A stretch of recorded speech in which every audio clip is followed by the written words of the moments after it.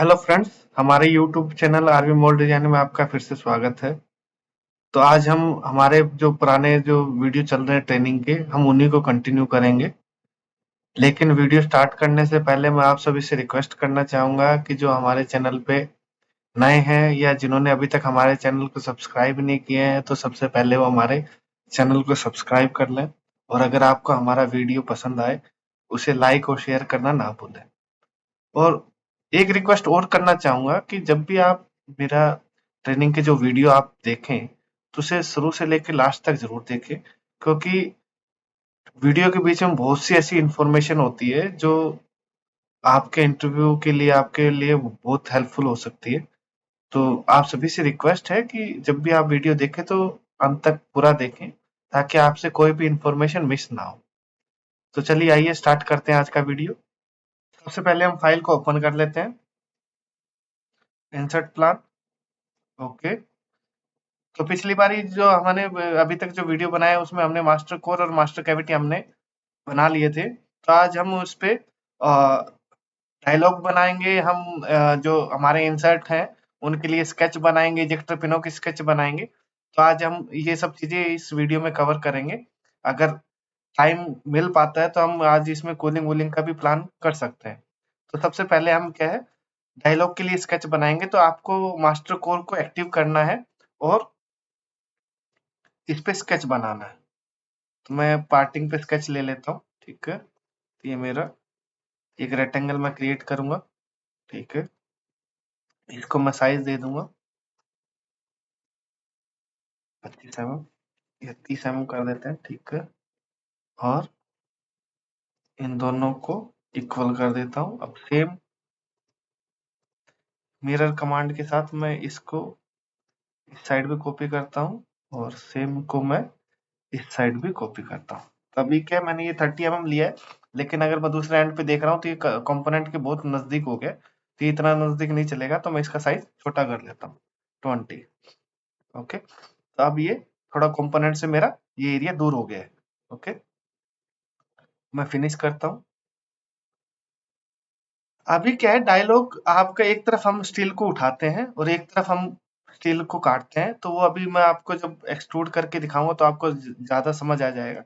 लेकिन अब किस तरफ उठाना है और किस तरफ काटना है, ये बात ज्यादा इंपॉर्टेंट है। तो अभी क्या है, आप देख रहे हो कि इस पार्टनिंग फेज से ये मेरा जो कंपोनेंट एरिया है ये प्रोजेक्शन में है। यानी कि मुझे अगर मैं स्टील ऑर्डर करना है इस ब्लॉक को बनाने के लिए, तो मैं लगभग 40 mm की हाइट का मैं स्टील ऑर्डर करूंगा। तो अभी मैं क्या करता हूँ, अगर मैं इस तरफ गड्ढा बनाता हूँ और इस तरफ अगर मैं कैविटी में मेरा स्टील का प्रोजेक्शन करता हूँ, जैसे मैं अभी आपको ये सेम स्केच कैविटी में मैं लिंक ले लेता हूँ। स्केच पे गया, मैंने स्केच को लिंक ले लिया। ठीक है, अब मैंने ये सेम स्केच इधर कैविटी ब्लॉक में भी मेरे लिंक हो गए हैं। अब मैं अगर यहाँ इसका प्रोजेक्शन करता हूँ, कनेक्टिंग कर्व कर लेता हूँ ताकि एक साथ ये कनेक्ट हो जाए। अगर मैं इस इधर की तरफ इसका प्रोजेक्शन करता हूँ डायलॉग का, मान लीजिए मैं 10 mm का प्रोजेक्शन किया, तो अब क्या है, मुझे इस तरफ मेरा कोई भी स्टील कंपोनेंट का कोई भी एरिया प्रोजेक्शन नहीं है। अगर मैं जितना ये 10 mm स्टील मैंने उठाया है, तो इसका मतलब मुझे ये 10 mm का स्टील एक्स्ट्रा मंगाना पड़ेगा और इतनी सारी मुझे ये ये पूरा फेस मुझे मशीनिंग करना पड़ेगा, यानी कटिंग करनी पड़ेगी। और कटिंग करेंगे तो क्या होगा, एक तो मेरा मटेरियल की कॉस्ट एक्स्ट्रा चली गई, और दूसरा क्या है, जब मैंने इतने एरिया को काटा है तो वो मेरी मशीनिंग कॉस्ट भी ऐड हो गई। तो हमें इस तरफ क्या है, इस तरफ हम स्टील को ऐड नहीं करेंगे, इस तरफ हम स्टील को सब्ट्रैक्ट करेंगे, यानी डायलॉग को इस तरफ सब्ट्रैक्ट करेंगे। तो मैं यहाँ सब्ट्रैक्ट कमांड लगाता हूँ इसको, यानी कि जितना आपको वहां प्रोजेक्शन देना है उससे हम 0.5 एक्स्ट्रा या 1 mm एक्स्ट्रा रखते हैं। ठीक है, उसके बाद मैं इस पे एंगल दूंगा। आप ये एंगल 3 डिग्री से 5 डिग्री के बीच में दे सकते हैं। तो मैं अभी इसको 3 डिग्री करता हूँ। ओके, ठीक है। उसके बाद मैं कॉर्नर पे रेडियस लगाऊंगा, क्योंकि ये क्या है, सीएनसी फिनिश होगा मेरा, तो मुझे यहाँ रेडियस लगाना जरूरी है। मैं रेडियस की वैल्यू अभी देते हैं, अभी मैं पहले सिलेक्ट कर लेता हूँ। मैं यहाँ लगभग 4 का रेडियस लगाता हूँ। ओके, अब क्या है, ये टेपर फेस होने की वजह से, अगर आप इसको देख पा रहे हैं, ये मेरा टेपर फेस है। तो टेपर फेस हमेशा बोन नोज कटर से ही फिनिश होता है, तो इसके बॉटम में भी मुझे रेडियस लगाना है, तो मैं यहाँ 2 का रेडियस ले लेता हूँ। ओके, ये मेरा 2 का रेडियस हो गया। और ऊपर भी मुझे रेडियस लगाना है, क्योंकि अपोजिट जब मैं कोर में ये प्रोजेक्शन लूंगा तो वहां भी मुझे रेडियस लगाना है, तो वो फाउल ना करे, तो मैं यहाँ भी एक 3 का रेडियस लगा देता हूँ। तो ये इस प्रकार मेरा ये एक तरफ का डायलॉग बन गया है। ठीक है, अब मैं और साइड में डायलॉग बनाता हूँ, तो इसमें क्या है, ऑलरेडी मेरा स्टील का प्रोजेक्शन आ रहा है इस तरफ, तो मुझे तो क्या है, स्टील तो मुझे इतनी हाइट की तो मुझे स्टील परचेज करनी ही करनी है। तो अगर मैं इस तरफ डायलॉग उठा देता हूँ, तो उससे क्या होगा, मेरा स्टील वेस्टेज नहीं जाएगा। तभी क्या है, ये लगभग आप देख पा रहे हैं बराबर सा है, तो मैं इसको लगभग 12 mm उठाता हूँ, ताकि ये थोड़ा सा उससे सेफ कंडीशन में आ जाए मेरा कंपोनेंट, ताकि जब कभी मैं रिवर्स यानी कि इस रिवर्स फेस पे मशीनिंग करूं, तो ये मेरा कंपोनेंट क्या है, टकराए ना, ये मेरा इस पे स्टैंड, यानी कि जो ये 4 डायलॉग है, इस पे मेरा रेस्ट कर जाए और पीछे से मैं मशीनिंग कर पाऊं। तो मैं इसको 12 mm उठाता हूं, तो मुझे उस तरफ जो डेप्थ काटनी है वो इधर मैं 12.2 करूंगा। तो यहाँ जो डेप्थ है मेरी 12.5, ताकि वो एक दूसरे से टकराए ना ब्लॉक। ठीक है, अब मैं इसमें 3 डिग्री का ड्राफ्ट देता हूँ, जो मैंने उधर दिया था सेम। डायलॉग इसलिए काम आते हैं कि डायलॉग क्या होता है, जब असेंबली पर्सन जब यानी कि इसको कोर एंड कैविटी प्लेट में असेंबल ना करके बाहर ही उसे अगर मैचिंग देखनी है कि प्रॉपर मैचिंग आ रही है कि नहीं आ रही है दोनों ब्लॉक में, तो वो क्या है, इस डायलॉग की हेल्प से वो एक दूसरे को इनको फिक्स कर पाता है, इनकी पोजीशन। तो इसलिए डायलॉग बहुत जरूरी है। तो मैं यहाँ रेडियस लगाऊंगा, मैंने अगर वहां 4 का रेडियस लगाया, तो यहाँ इस कोने में 5 का रेडियस लगाऊंगा, ताकि फाउल ना करे रेडियस। ठीक है, बॉटम में साइड में 2 का रेडियस कंसिडर करता हूँ। अभी मैं आपको दिखाता भी हूँ साइड में कि ये कैसे काम करता है। ओके, ये फिर मैं ऊपर 3 का रेडियस लूंगा।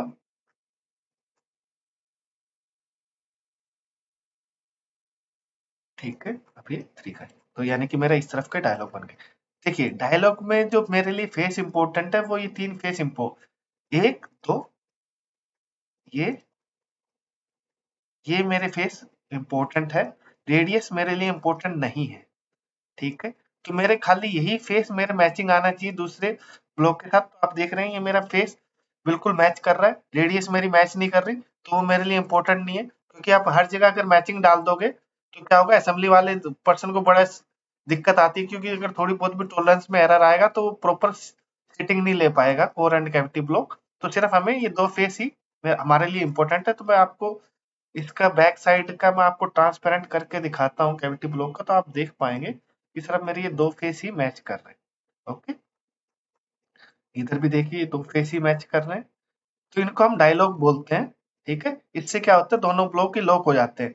अब क्या, ये प्रोजेक्शन होने की वजह से ये लॉक ना, ये यानी कि आप ये मान लीजिए कि आपका अगर ये वाई है, तो ये आपकी वाई की तरफ डायरेक्शन में भी मूव नहीं होगा, क्योंकि ये फाउल करेगा ना, ये माइनस एक्स की तरफ माइनस वाई की तरफ मूव कर पाएगा, ना ये प्लस एक्स की तरफ मूव होगा, ना ये माइनस वाई की तरफ मूव होगा। तो यानी कि ये एक तरह से पूरे एक दूसरे में लॉक हो गए हैं, सिर्फ ये डायरेक्शन में ऊपर या नीचे असेंबल हो सकता है। तो इस तो डायलॉग की हेल्प से क्या होगा, जो असेंबली पर्सन है वो आराम से इसकी मैचिंग वगैरह आराम से देख पाएगा। ठीक है, तो हमने ये डायलॉग हमने बना दिए। अब लिंकिंग का क्या फायदा होता है, देखो लिंकिंग का क्या फायदा होता है कि अब क्या है कि अगर मुझे इसको चेंज करना है, अगर मैं इसका चेंज करता हूँ, तो मेरा वहां पे ऑटोमेटिक मेरा चेंज हो जाता है। मान लो कि मैं इसको 25 कर देता हूँ, तो आप देखिए कि मेरा कैविटी ब्लॉक में भी ये ऑटोमेटिक चेंज हो गया। तो लिंकिंग का ये बहुत बड़ा फायदा है कि इसमें आपको सिर्फ एक तरफ ही चेंज करना है, और जहां ये स्केच लिंक है, तो वो ऑटोमेटिक मेरे दूसरी साइड अपडेट हो जाएगा। तो मैं इसको अभी अंडू कर लेता हूँ, क्योंकि मुझे 20 ही चाहिए। ठीक है, ये 20 है। ओके, ठीक है। अब क्या है, अब मुझे कैविटी में अगर मुझे इंसर्ट लगाना है, जैसे ये अभी क्या है, एक बटिंग एरिया है, तो हम इसके लिए एक अलग से एक इंसर्ट प्लान करेंगे छोटा सा। तो इंसर्ट प्लान करने के लिए मैं क्या करूंगा, मैं इसी डायटम पे जो हमारा जो मेन डायटम है, मैं इस पे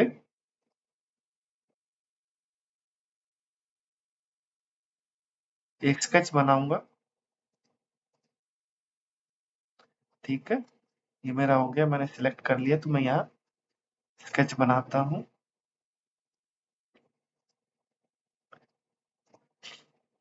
लेकिन कई बार क्या होता है, ये मान लीजिए कि जैसे अभी तो ये प्रोजेक्शन है, तो मैं इसके लिए कई कस्टमर मांग भी लेते हैं, कई नहीं मांगते, क्योंकि एक्चुअल में क्या, जब भी आप कोई इंसर्ट ऐड करते हो तो वो क्या होता है, टूल की कॉस्ट बढ़ाता है।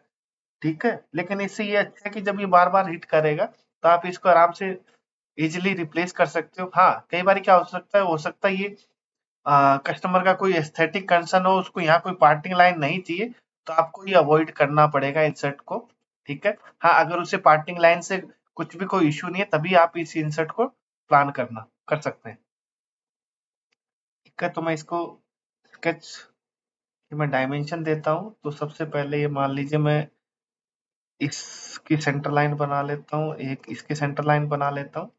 ठीक है, मैं इसको रेफरेंस में कन्वर्ट कर देता हूँ, इस लाइन को। ये रेफरेंस में कन्वर्ट हो गई। अब मुझे क्या है, इसको इसके सेंटर में फिक्स करता हूँ, इसको इसके सेंटर में फिक्स करता हूँ। अब मैं इस पे डायमेंशन दूंगा 5 में, मेरा ये ठीक है, 5 की विड्थ ले ली, और मैंने 10 का अगर मैं करता हूँ तो 10 मेरा इंसर्ट छोटा हो रहा है, 11 करता हूँ तो 11 मेरा लगभग ओके। ओके,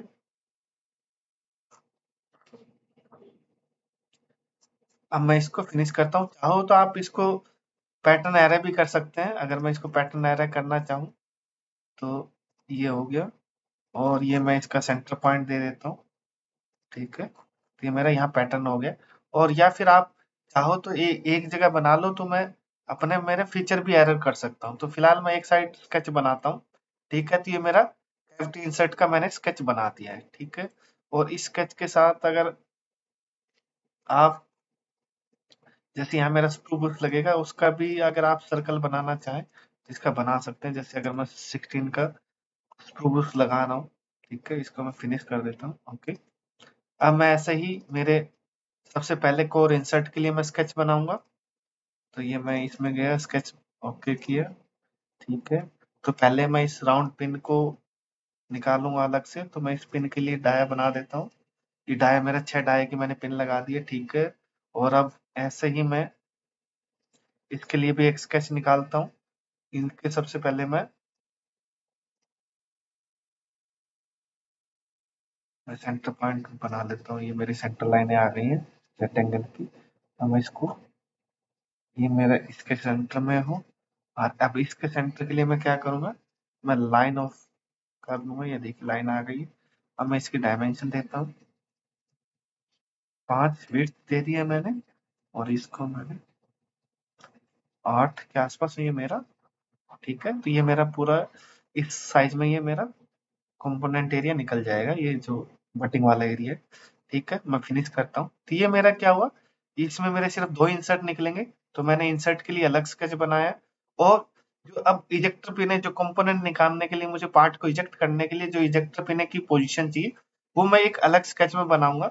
अब जैसे ये बहुत सिंपल मोल्ड है, आप चाहे तो इसमें इसी में भी वो इजेक्टर पिनों की स्केच बना सकते हैं, और चाहे तो आप अलग बना सकते हैं। लेकिन कई बार कॉम्प्लिकेटेड चीजें हो जाती है, तो मैं आपको रेफर करूंगा कि आप हमेशा इंसर्ट के लिए अलग स्केच बनाएं और इजेक्टर पिनों के लिए अलग स्केच बनाएं। तो मैं इजेक्टर पिनों के लिए भी उसी डाटम का ही इस्तेमाल करूंगा, और एक तरफ ही इजेक्टर पिने लगाऊंगा। ठीक है, तो जैसे मैं एक इजेक्टर पिन यहाँ, ठीक है, मैं यहाँ ऐड कर देता हूँ 2 पिने। ठीक है, 2 पिने मैं यहाँ ऐड कर देता हूँ। ठीक है, एक यहाँ, एक सेंटर में, एक यहाँ।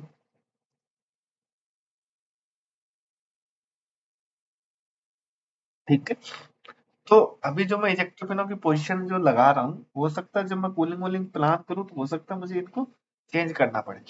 ठीक है, फिलहाल मैं अभी बना लेता हूँ। मैं 8 डाई की इजेक्टर पिने कंसीडर कर रहा हूँ। ठीक है, तो मैं सबको डाई सिमिलर रख लेता हूँ, क्योंकि सिंपल मोल्ड है, अलग अलग करने की जरूरत नहीं है। जब वॉल थिकनेस आपकी कंपोनेंट की कम हो, और फ्लैट हो तो कोशिश करें कि जितनी बड़ी इजेक्टर पिन है डाया साइज आप मैक्सिमम यूज कर पाए, क्योंकि आप कम साइज की इजेक्टर पिने यूज करेंगे तो वो क्या होगा, आप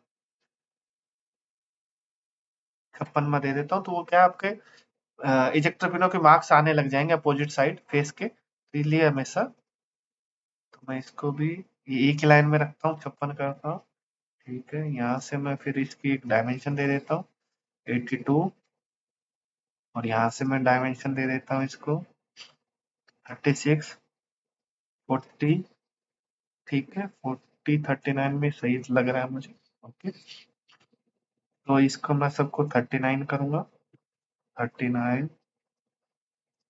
अच्छा, अभी क्या है इसमें, एक आपके 12 में एक अच्छा ऑप्शन है, क्या आप इनको अलाइन करने के लिए पॉइंट टू पॉइंट अलाइन कर सकते हैं, जैसे इसका पॉइंट इसके साथ अलाइन हो गया, इसका पॉइंट इसके साथ अलाइन हो गया, इसका पॉइंट इसके साथ अलाइन हो गया। अब मैं वर्टिकल भी कर सकता हूँ, जैसे मुझे ये सारी पिने एक ही लाइन में रखनी है। ठीक है, ओके, अब जैसे मैं इसकी इनकी डायमेंशन देता हूँ, तो मुझे जैसे अब 39 वाले नहीं, मुझे खाली यही डायमेंशन देनी है, तो ये अपने आप मूव हो जाएंगे। तो ये मैं 56 करता हूँ। ठीक है, ओके, और मैं इस ऊपर वाली को डायमेंशन अलग रहेंगी, ये मैं 95, 100, ठीक है, 102। ठीक है, ये हो गया। तो इसको लगभग मैं इन दोनों के मिड में ले लेता हूँ, 102 और 39 लगभग, ये मान लीजिए मेरा मेरा हो गया है लगभग 63 के आसपास हो गया है। तो 39, तो मैं इसको 63 को 39, 40, 70 में मैं इसको सेट कर देता हूँ, तो लगभग ये इसके पार्ट के सेंटर में है। ओके, अब मैं वर्टिकली इसको इन दोनों को भी एक ही लाइन में रखूंगा। ठीक है, मैं यहाँ से इनकी डायमेंशन देता हूँ, मैं यहाँ से दे देता हूँ 10। ओके, ठीक है, और इसको इसके लाइन में रखूंगा, तो मैं इसको ओरिजेंटली पॉइंट टू पॉइंट करता हूँ, क्योंकि यहाँ तक मेरा पार्ट सेम है। ओके, इसको आप चाहें तो थोड़ा सा 15 के आसपास कर दीजिए। ठीक है, अब मैं इस एरिया को प्लान करता हूँ। ठीक है, तो 26, 24, ठीक है, ये भी मेरी इसी के सीध में आ जाएंगी। ओके, ये मेरी इसके लाइन आ जाएंगी 5, ये मैं इसके लाइन कर देता हूँ, ये मैं इसके लाइन कर देता हूँ, सॉरी, ये हॉरिजॉन्टल नहीं, वर्ड हॉरिजॉन्टल रहेगा ये वाला पॉइंट इसके, लगभग मेरा इजेक्टर पिन मेरी सेट हो गई है। ठीक है, आप चाहें तो इसे वाइस में सेट कर सकते हैं। ठीक है, तो मेरी इजेक्टर पिन है। अब मुझे रनर को निकालने के लिए भी इजेक्टर पिन चाहिए, तो मैं यहाँ इसको सॉलिड कर लेता हूँ पहले सॉलिड फॉर्म में। तो मुझे एक इजेक्टर पिन यहाँ यहाँ चाहिए, तो मैं इसके लिए एक लगा लेता हूँ, स्केच बना लेता हूँ, एक इजेक्टर पिन मुझे सेंटर में चाहिए। ठीक है, F8, तो मैं यहाँ मान लीजिए 5 की इजेक्टर पिन इस तरफ लगाता हूँ, और 4 की इजेक्टर पिन यहाँ लगाता हूँ, तो ये मेरा इजेक्टर पिन का स्केच मेरा कंप्लीट हो गया। अब इसके बाद अभी मुझे क्या है, ये मास्टर में मेरे इंसर्ट प्लान बन गया है। ठीक है, और मेरे वैसे मास्टर ब्लॉक तैयार हो गए। तो अब नेक्स्ट जो मेरा जो पॉइंट है, मैं कैविटी एंड कोर असेंबली में एक फाइल क्रिएट करूंगा। तो सबसे पहले कैविटी ब्लॉक असेंबली एक मैं फाइल क्रिएट करूंगा। ठीक है, लोकेशन मेरा ऑलरेडी वहीं सेव हो रहा है। ठीक है, इसको मैं कर लेता हूँ। ठीक है, और दूसरे को मैं करता हूँ कोर ब्लॉक असेंबली। ठीक है, अब मैं इन फाइलों को पहले इनकी पोजीशन लॉक कर देता हूँ। ठीक है, तो ये मैं इंटायर पार्ट कर लेता हूँ, ताकि मेरा जो डाटा में है वो मुझे विजिबल होने लग जाए। अब डाटा विजिबल होने लग गया है, तो मैं अलाइन, ये इसके साथ अलाइन, ये इसके साथ अलाइन, ये इसके साथ अलाइन। ओके, अब मैं इसको भी अलाइन कर लेता हूँ।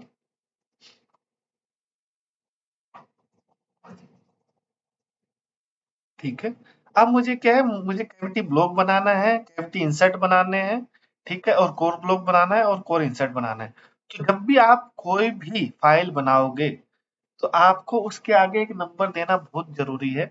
जो वो वही नंबर हम जब बिल ऑफ मटेरियल बनाते हैं तो उस बिल ऑफ मटेरियल में भी सेम नंबर हम इंडिकेट करते हैं, ताकि जो नेक्स्ट मैन्युफैक्चरिंग वाले जो डिपार्टमेंट है वो स्टील को जो कटिंग करेंगे या परचेज करेंगे तो वो हमारे बिल ऑफ मटेरियल के हिसाब से जो हमने स्टील का साइज दिया हुआ, जो ब्लॉक का साइज दिया हुआ है, तो उस हिसाब से वो काट स्टील को ऑर्डर करेंगे या कटिंग करेंगे स्टील की। तो वो क्या होगा कि अगर आपका मैच करता होगा तभी 3D और उसका मैच करते होना चाहिए।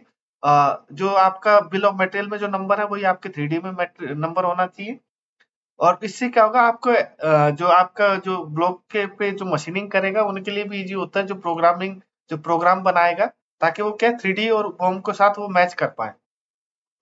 तो आप इसका नंबर कुछ भी दे सकते हैं, लेकिन जहां मैं काम करता था, जो अब मेरी हैबिट बन गई है, जब जब हम मदरसन में काम करते थे तो हम क्या करते थे, जो कैविटी ब्लॉक को हम 100 से डोनेट करते थे, क्योंकि क्या है, पूरे डिपार्टमेंट में सबको सबको इन्फॉर्मेशन थी कि कैविटी ब्लॉक मींस 100 से ही आपको स्टार्ट करने पड़ेंगे, ताकि सबका पैटर्न सेम रहे।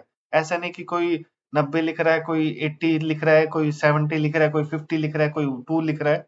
तो वहाँ ऐसा नहीं था, वहाँ सभी जितने भी डिजाइनर थे सभी एक पैटर्न में काम करते, तो उससे किसी को भी दिक्कत नहीं होती थी, चाहे वो किसी अगर कोई डिजाइनर लीव पे है तो किसी दूसरे डिजाइनर को उसके उस डिजाइनर का डिजाइन पे काम करना है तो इजीली कर पाता था, क्योंकि सबका पैटर्न सेम था। तो मैं यहाँ सबसे पहले इसमें अपना जो मेरा कैविटी ब्लॉक है उसका नंबर दूंगा 100 कैविटी कैविटी ब्लॉक। ओके, ठीक है। अब कैविटी साइड मेरा सिर्फ एक इंसर्ट है, तो कैविटी के इंसर्ट जो डोनेट करते थे हम 200 नंबर से हम स्टार्ट करते थे, 200 कैविटी इंसर्ट। बाकी आपकी मर्जी है, ये नंबर आप कुछ भी अपनी मर्जी से ले सकते हैं, लेकिन जहां भी काम करें तो आपको उनके हिसाब से, उनके पैटर्न के हिसाब से ही काम करना है, ठीक है। तो अब मैं जो कोर ब्लॉक है, कोर ब्लॉक को हम 150 से डोने आइडेंटिफाई करते थे, तो हम इसको 150 से शुरू करते थे, तो हम 150 कोर ब्लॉक। ओके, और जो कोर इंसर्ट होते थे उनको हम 300 से स्टार्ट करते थे, कोर इंसर्ट। तो एक मेरा इंसर्ट है कि इसमें मेरी राउंड पिन है, तो मैं इसको दूसरे को लिखूंगा कोर पिन। ओके, जो रेक्टेंगल है उनको इंसर्ट और जो पिन है उनको राउंड पिन, ठीक है। ये मेरी फाइलें हो गई। अब सबसे पहले जैसे ये फाइल इसके अंदर है तो मैं इनको इनकी पोजीशन लॉक करूंगा कैविटी ब्लॉक के साथ। तो मैं इंटायर पार्ट कर लेता हूँ, ठीक है। सबका डेटम एक ही जगह बनता है, तो मैं इसको डेटम टू डेटम अलाइन करूंगा तो इसकी पोजीशन फिक्स हो जाएगी। ये हो गया, ठीक है। अब ऐसे ही मैं इसको 200 को करूंगा,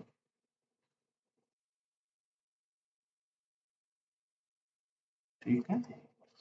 अब ऐसे ही मैं मेरे 150 कोर ब्लॉक की भी पोजीशन लॉक करूंगा। सबसे पहले मैं इनको इंटायर पार्ट बना लेता हूँ, ताकि ये मेरे डेटम विजिबल हो जाए। तो अब मुझे इसकी 150 की पोजीशन, ये मेरे जो है वो कोर ब्लॉक असेंबली के अंदर वो फाइल है, तो मुझे कोर सबसे पहले कोर ब्लॉक असेंबली को वर्क पार्ट बनाना होगा, ठीक है। उसके बाद मैं इसको क्लिक करूंगा तब ये मेरे अलाइन हो जाएगा।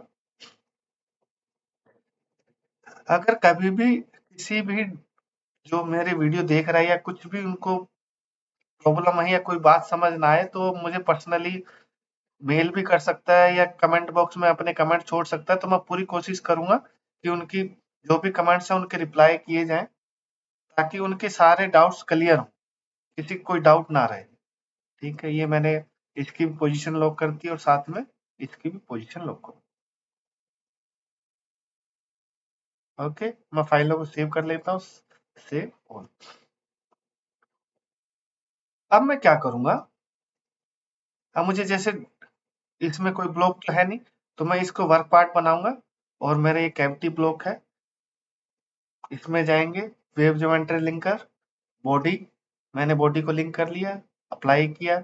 फिर मैं स्केच पे जाऊंगा, तो जो मैंने स्केच बनाए हैं उन स्केच को लिंक लूंगा। ये मैंने जो स्केच बनाया मैंने स्केच को लिंक ले लिया। ओके, सेम सेम पैटर्न इसमें भी जाएंगे। 150 आपको सॉरी 200 जो कैविटी इंसर्ट है उसी में भी स्केच लिंक ले लिया और बॉडी लिंक ले लिया। ओके, अब मैं इसको कैसे बनाऊंगा, इंसर्ट को कैसे बनाऊंगा। एक्सट्रूड पे गया, कनेक्टिंग कर्व एक्सट्रूड की, मैं इसको कुछ भी वैल्यू दे देता हूँ ताकि थ्रू आउट कट जाए। और इंसर्ट इंटरसेक्ट, तो मैंने इंटरसेक्ट किया तो मेरा इंसर्ट बन गया। ओके, अब मैं इसमें मुझे इंसर्ट की पॉकेट काटनी है, तो मैं गया, कनेक्टिंग किया और सब्ट्रैक्ट किया। ठीक है, अब मैं इसमें सब्ट्रैक्ट कर देता हूँ तो मेरे इंसर्ट की पॉकेट यहाँ बन गई है और ये मेरा इंसर्ट हो गया। ठीक है, लेकिन ये कंप्लीट नहीं हुआ है अभी इंसर्ट, क्योंकि इसकी एक पोजीशन हमें अभी लॉक करनी है। इसका हम कॉलर बनाएंगे इंसर्ट में, तो मैं यहाँ सबसे पहले कॉलर बना लेता हूँ। एक्सट्रूड, मैं एक सिंगल कर्व पकड़ रहा हूँ, इसका एज पकड़ लिया है। मैं 4 mm कॉलर हाइट बनाऊंगा। ठीक है, और सिमेट्रिकली दे दूंगा 2 mm। ठीक है, और यूनाइट कर दूंगा। ये मेरा इंसर्ट है कॉलर के साथ, मेरे तैयार हो गए। तो अब क्या है, सिर्फ इसकी एक ही पोजीशन है जिसमें ये बाहर निकल सकता है, क्योंकि आगे नहीं जा पाएगा क्योंकि कॉलर बना दिया। सिर्फ ये बैक साइड से ही असेंबल होगा और बैक साइड से ही ये निकलेगा।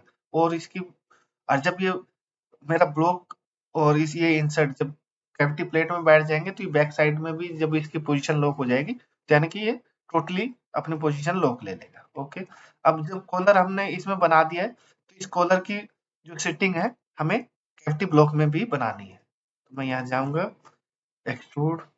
ओके, तो मैं यहाँ एक ये रेक्टेंगल ले लूंगा। ठीक है, ये बनाया। ओके, इसको कर दिया, मैंने इसको कर दिया।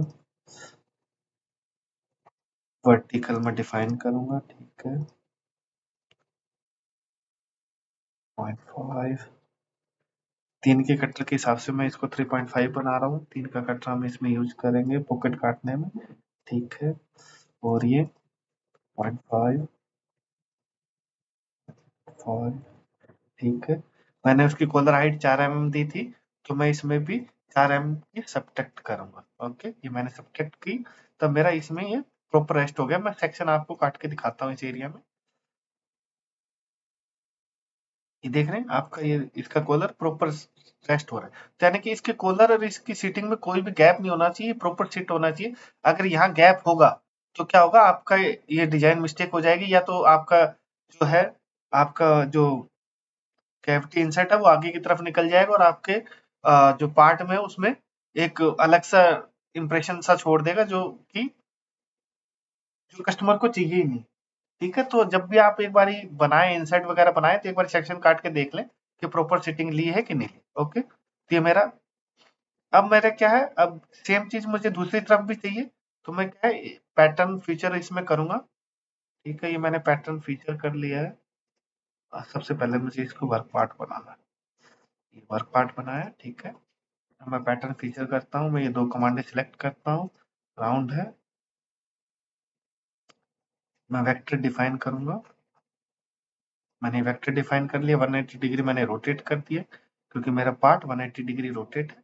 ठीक है, ये मेरा दोनों तरफ पॉकेट कट गई।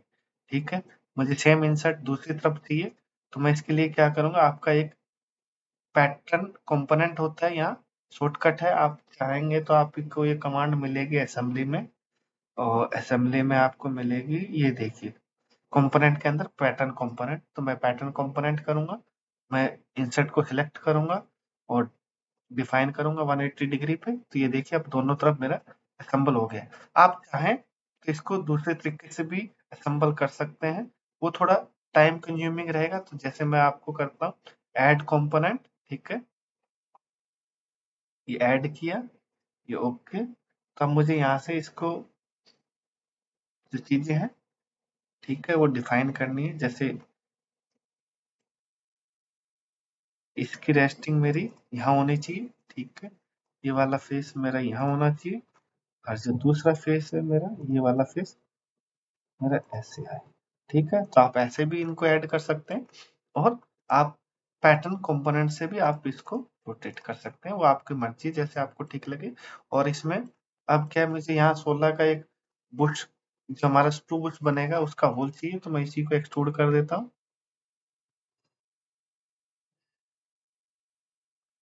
थ्रू चाहिए मुझे, मैं कुछ भी वैल्यू लगा देता हूँ ताकि थ्रू हो जाए, ठीक है। उसके बाद ये लगभग आपका 40 mm आपका हो गया। ओके, आप चाहें तो इसमें 10 mm आप रिलीव कर सकते हैं, ताकि, क्योंकि हमें इतनी गाइडिंग उसकी जरूरत नहीं है, तो हम 10 mm इसका रिलीव करके 0.25 पर साइड इसको रिलीव कर देते हैं, ताकि अब मेरा जो स्क्रू है वो सिर्फ नीचे नीचे गाइड करेगा, ऊपर वाले एरिया में तो अननेसेसरी हमें हर जगह गाइडिंग भी नहीं चाहिए और ज्यादा भी नहीं चाहिए, तो सब चीजें एक सिस्टमेटिक वे में होनी चाहिए। तो अभी मेरे इंसर्ट कंप्लीट हो गए, लेकिन कैविटी ब्लॉक में अभी हम, जैसे बोल्टिंग पेंडिंग है, कूलिंग पेंडिंग है, तो वो हम अभी करेंगे, लेकिन उससे पहले सेम चीजें हम इसमें भी कर लेते हैं। तो कूलिंग वगैरह हो सकता है, ये अभी वीडियो लेंथी होता जा रहा है, तो मैं कूलिंग कोशिश करूंगा, कूलिंग और जो हमारी जो बोल्टिंग की रहेगी वो नेक्स्ट वीडियो में मैं इसको कवर करूंगा। तो अभी फिलहाल मैं इसका बना लेता हूँ, ये मेरा बॉडी। ओके, उसके बाद मेरे स्केच मुझे लिंक करने हैं, ठीक है। अभी स्केच मुझे पार्टिंग पे है, तो मैं यहाँ से इजेक्टर पेन के भी स्केच लिंक ले लेता हूँ, और इंसर्ट के भी मैं स्केच लिंक ले लेता हूँ, सेम इसमें है। अब मुझे क्या, इस जो इंसर्ट के लिए मैं खाली मुझे इसी का स्केच चाहिए, क्योंकि इजेक्टर पिन के होल तो उसमें है नहीं, तो मैं उसका लिंक नहीं लूंगा। ओके, ये हो गया। ऐसे ही मैं पिन का बॉडी लिंक ले ली मास्टर से, और स्केच लिंक ले लिया। ओके, तो ये सब चीजें आपको मास्टर से ही लिंक लेनी है, ठीक है। सबसे पहले जैसे पिन है, तो मैं पिन को क्या करूंगा, एक्सट्रूड करता हूँ।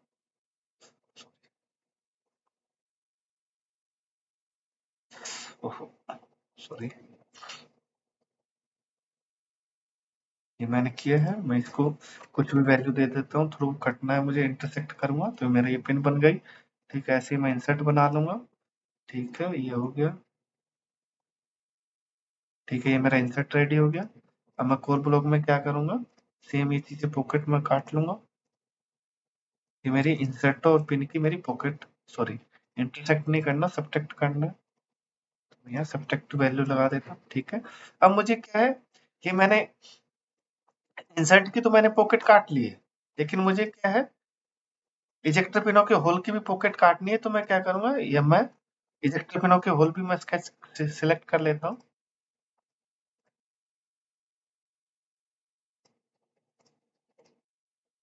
ठीक है। और एक ये वाला, इसको मैं बाद में करूंगा, क्योंकि अभी क्या है, हमें पैटर्न फीचर करना है, और ये बिल्कुल सेंटर में है, तो अगर मैं इसको सिलेक्ट करूंगा तो ये होल के ऊपर होल ही बन जाएगा, तो इसको अब मैं अलग कमांड से बनाऊंगा। तो पहले मैं ये कर लेता हूँ, सब्ट्रैक्ट कर देता हूँ, ठीक है। ये मेरा सब्ट्रैक्ट हो गया। आप इजेक्टर पिनों की जो हम गाइडिंग रखते हैं, वो सिर्फ 20 mm के आसपास हम रखते हैं। तो अभी जैसे ये टोटल वैल्यू जो आ रही है 38 आ रही है, और हमें इजेक्टर पिन जो है वो गाइड सिर्फ 20 रखनी है, क्योंकि ज्यादा गाइड रखेंगे तो उसमें फ्रिक्शन ज्यादा क्रिएट होगा, और हमारे वो सीज होने के चांसेस रहते हैं। तो मैं सबसे पहले इसको 18 mm मैं रिलीफ बना देता हूँ इजेक्टर पिनों को,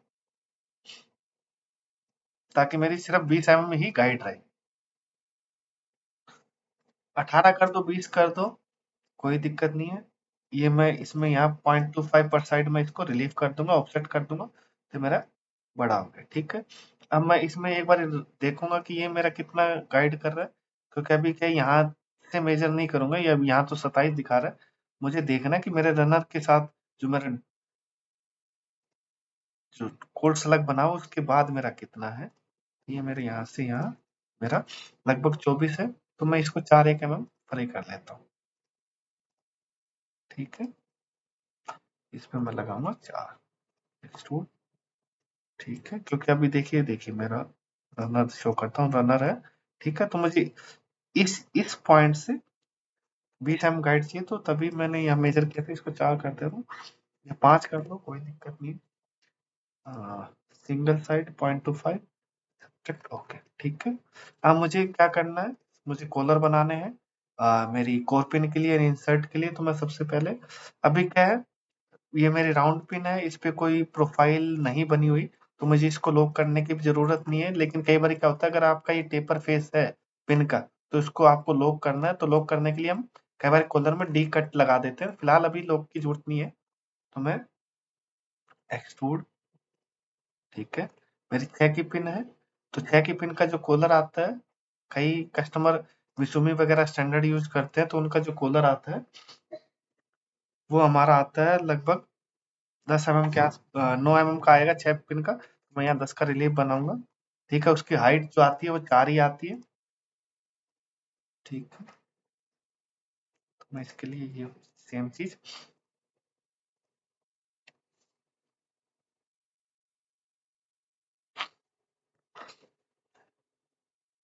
इसको मैं वर्टिकल देता हूँ। ठीक है, इसकी विड्थ मैं 3.5 करता हूँ।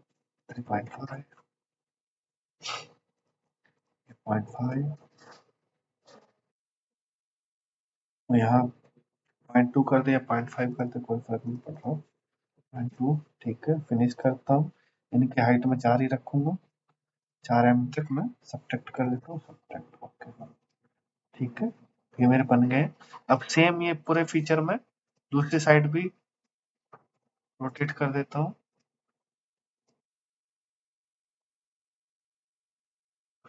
ठीक है, ये मैंने किया, ओके किया। तो मेरे सारे फीचर्स सेम साइड आ गए।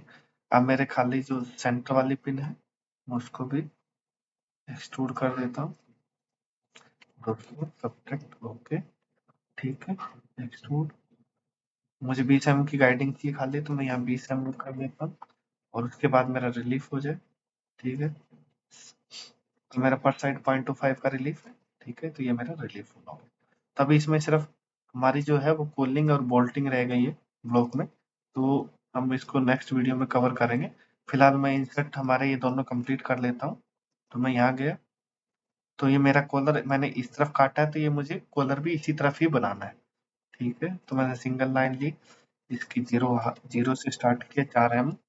ठीक है, और दोनों तरफ मैंने 2 mm कर दिया है और इसको यूनाइट कर दिया, तो मेरा ये कॉलर बन गया। ठीक है, ऐसे मैं राउंड पिन का बनाता हूँ। तो राउंड पिन के लिए मैं गया एक्सट्रूड, यहाँ स्केच बनाया राउंड, इसको मैंने 2 mm दिया और फिनिश, और इसको जो हाइट दिया वो 4 mm दी। ठीक है, तो मेरे तो ये मेरे इंसर्ट कोर इंसर्ट मेरे कंप्लीट है। कैविटी के भी इंसर्ट कंप्लीट है। अब सिर्फ जो इंसर्ट प्लान में जो मेरी चीजें पेंडिंग है, वो मेरे कोर एंड कैविटी ब्लॉक की कूलिंग, उनकी बोल्टिंग, यानी कि जब ये कोर एंड कैविटी प्लेट में हम इनको असेंबल करते हैं, तो पीछे से इनको बोल्टिंग दी जाती है। कई कस्टमर फ्रंट बोल्टिंग भी देते हैं, कई बैक साइड से बोल्टिंग देते हैं। वो कुल मिला के मकसद यही होता है कि हमें उनके साथ इसको बोल्ट बोल्ट करना, वो तरीका कुछ भी हो सकता है। हर कस्टमर के अपने एक अलग रिक्वायरमेंट होता है, पर्पस दोनों का सेम है। ठीक है, तो उसके लिए हम क्या करेंगे, वो हम अपने आपको नेक्स्ट वीडियो में इसके बारे में मैं शो करूंगा। नहीं तो अभी वीडियो काफी लगभग आधे घंटे के आसपास ही मेरा वीडियो हो गया है, तो उसमें टाइम भी लगेगा। अगर मैं कंटिन्यू करूंगा तो हो सकता है ये वीडियो 1.5 घंटे के आसपास चला जाए। तो आज का हम टॉपिक यहीं खत्म करते हैं और नेक्स्ट वीडियो में हम इसी में कूलिंग और बोल्टिंग का प्रोविजन आपको बताएंगे, और इसके लिफ्टिंग होल भी बनाना सिखाएंगे कि लिफ्टिंग होल क्यों दिए जाते हैं और कैसे दिए जाते हैं। तो ठीक है, उसको हम नेक्स्ट वीडियो में अपने कवर करेंगे। तो तब तक के लिए सबको मेरा गुड बाय, थैंक यू।